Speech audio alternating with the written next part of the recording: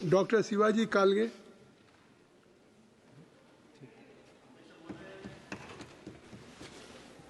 अध्यक्ष महोदय, सबसे पहले मैं आपका शुक्रिया अदा करता हूं और आपके माध्यम से मैं लातूर चुनाव क्षेत्र के सभी जनता का भी शुक्रिया अदा करता हूं कि उन्होंने मुझे आशीर्वाद देके यहां पर भेजा। This is my maiden speech sir. आज मैं यहां स्वास्थ्य मंत्रालय के अनुदानों की मांग पर हो रही चर्चा पर बोलने के लिए खड़ा हुआ हूं।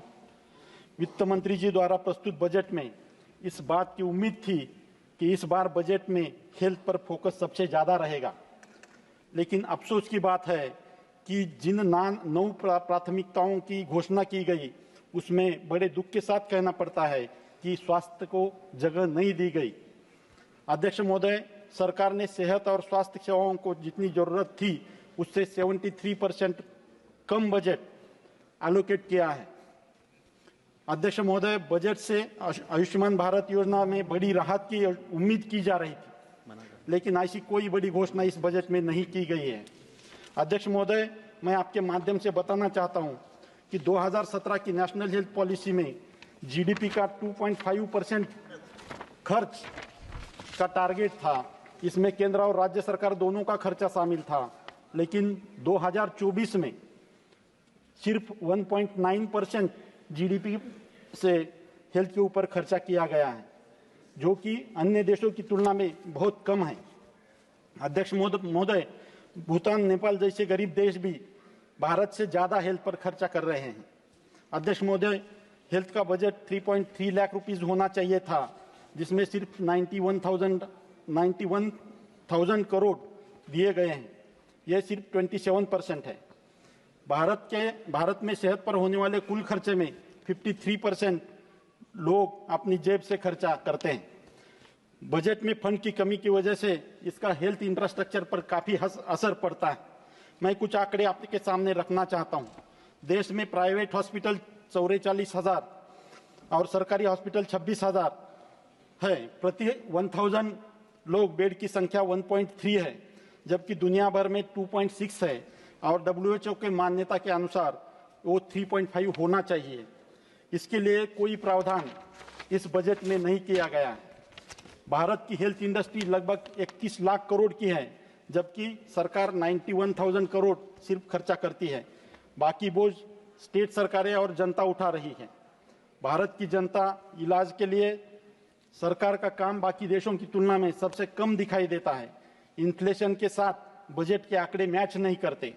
अध्यक्ष महोदय, देश में प्राइमरी हेल्थ सेंटर की संख्या 2024 के डाटा के अनुसार 25,308 है। ये बहुत ही कम है और इसे बढ़ाने की जरूरत है। हेल्थ सेक्टर में मैन पावर की भारी कमी है। इस माध्यम से सरकार से मांग करता हूं कि प्राइमरी हेल्थ सेंटर में 2 के बजाय 3 मेडिकल ऑफिसर्स की नियुक्ति की जाए, जिसके बदौलत हर पीएचसी पर 24 घंटे डॉक्टर की उपलब्धि हो सके। और दुख की बात है कि बहुत सारी जगह पर सिर्फ 1 मेडिकल ऑफिसर काम करते हैं। डॉक्टर, पैरामेडिकल स्टाफ, आशा वर्कर्स, आंगनवाड़ी वर्कर्स, नर्सेस का पेमेंट काम के घंटों के अनुसार मिलना चाहिए। अध्यक्ष महोदय, स्पेशलिस्ट डॉक्टर की भारी कमी अपने देश में सब तरफ दिखाई देती है।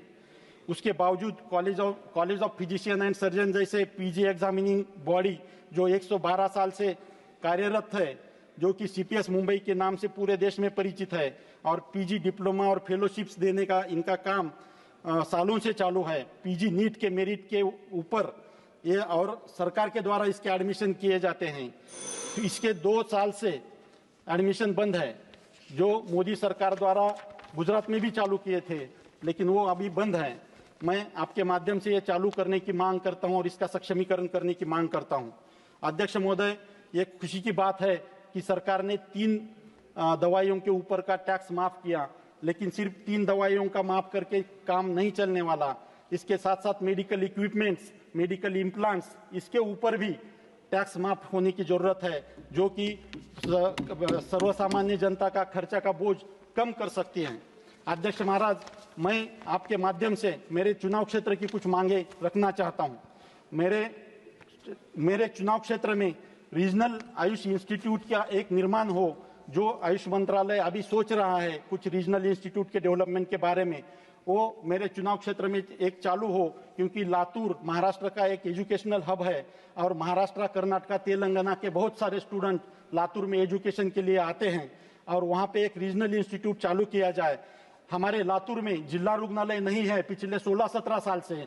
सर, आपके माध्यम से मैं एक तुरंत नए 500 बेडेड डिस्ट्रिक्ट हॉस्पिटल की, फुल्ली इक्विप्ड डिस्ट्रिक्ट हॉस्पिटल की मांग करता हूं और आपके द्वारा ये मांग पूरी होने की उम्मीद भी करता हूं। थैंक यू सर, मुझे बोलने का अवसर दिया। बहुत बहुत धन्यवाद।